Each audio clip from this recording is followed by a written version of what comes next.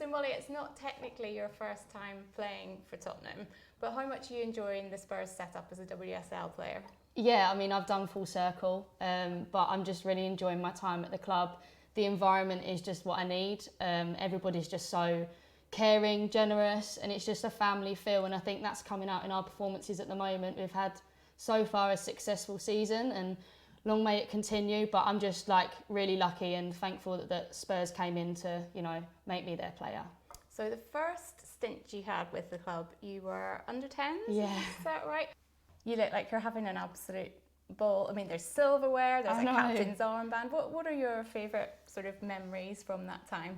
We did win a lot of trophies, to be fair, and I was lucky to be named captain when I was younger, probably because I had a big mouth. But I just enjoyed it. That's all I did. I didn't really think too intensely about it. Between your first stint at Spurs and now, it's obviously a success story, but you have had a really tough time along the way as well. When did things change for that, happy little youth player? What happened? Yeah, so I was really lucky. I was playing at Arsenal. I actually got selected for England, which I'd never even thought about when I was that age, and I wanted to succeed so much that I think I almost put my whole life into it.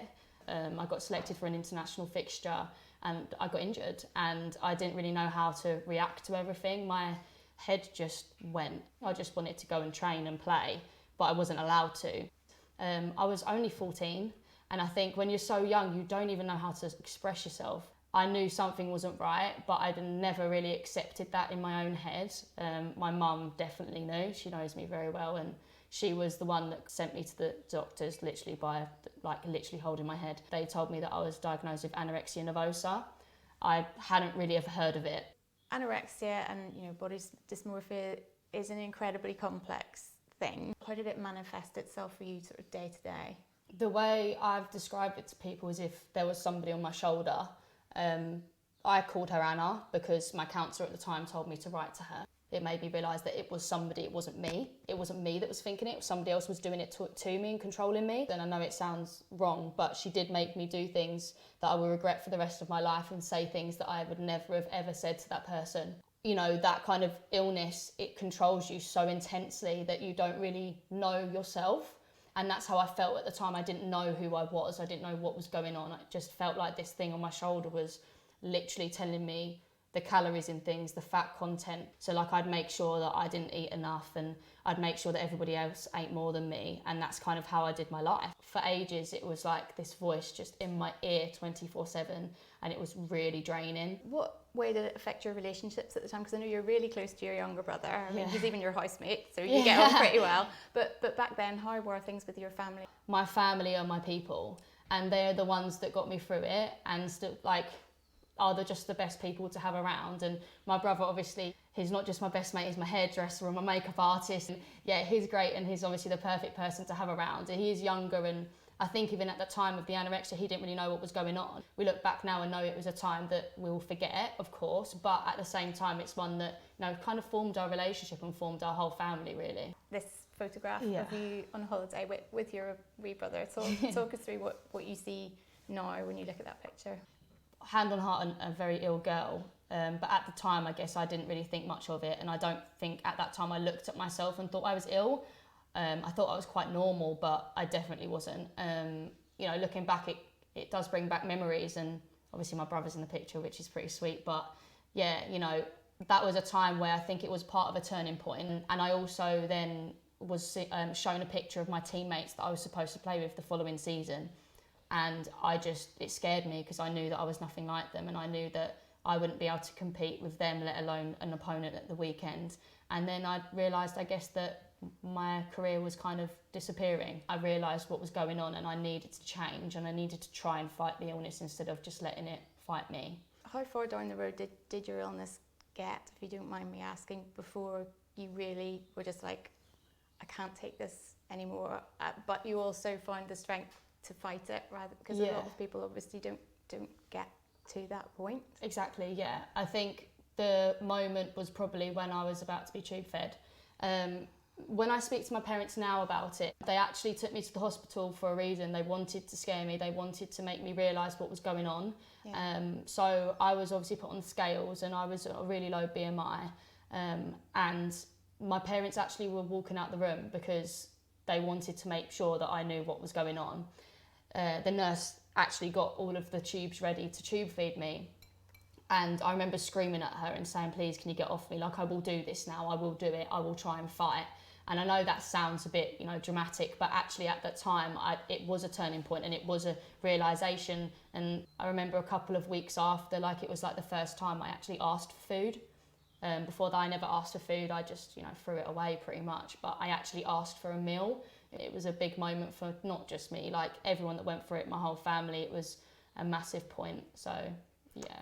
I know, obviously, you said that the trigger for your illness was an experience surrounding football, but the drive to get back to football was something that also helped you with your recovery. Is it quite hard to sort of, balance that in your head in a way? Yeah, I think I have a love-hate relationship with it. I know that in my head. I'm not afraid to admit it. It definitely, almost caused me to die, but it also at the same time saved me. And I obviously have football to thank for that at the same time. And, now I look back and I'm like, well, I'm actually doing my dream. I'm literally playing football every day. I'm doing what most people dream of right now.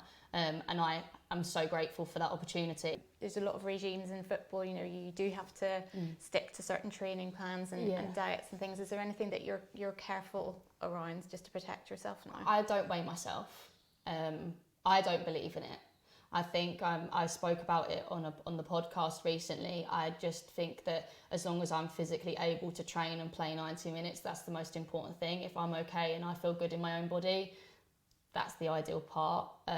But I just have a fear of them. And I think I will for the rest of my life, to be honest with you. I think because I weighed myself so much when I was anorexic, it was almost like every single day. So I just needed to get to a point where I was like, it's done, it's in my past. I don't look at them, and Spurs are amazing with it. They know that I don't. So whenever, something comes up that we do have to be weighed, they know that I'm not comfortable with it. So it's not even a question. It's just leave Molly, But nowadays I look at food a very different way, and I love everything, to be honest with you.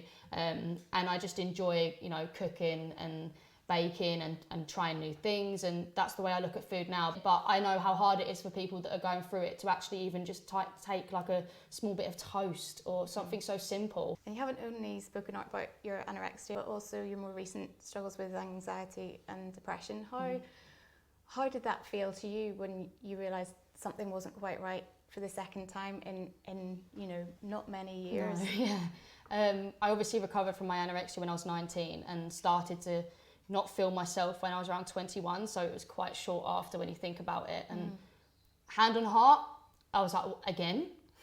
Seriously? Like, what's going on? It took me a little bit of time to accept what was going on. I didn't move from my room for months. But the depression was it was very different to the anorexia, because it was almost like my brain was still telling me to do things, but it was very much, I felt so alone. Although I had my family and my support network, I just didn't feel like anybody truly cared.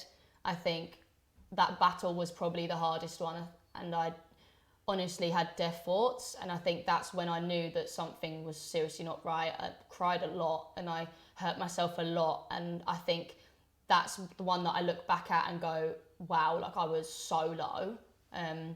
I felt like it was very different to the anorexia. I did genuinely feel like there was someone on my shoulder with the anorexia, where with the depression, I thought it was just me and I thought I was the wrong person. And as I said previously, I didn't see an out. I didn't see that football was going to be my saving grace. I just thought, I was going to take each day and hopefully at some point I'd feel better. But if I don't, I'll probably, not be here. And that was fine in my head. I didn't know how that was going to affect other people. Even to this day, I don't think I know the extent that I could have maybe hurt people. But now I look back, it's like, I did it. I don't think that way anymore. And that's the most important thing. But I know that a lot of people do. And that also, for people listening, it is quite normal. I know that you'll probably think you're very abnormal, but actually a lot of people do have those feelings.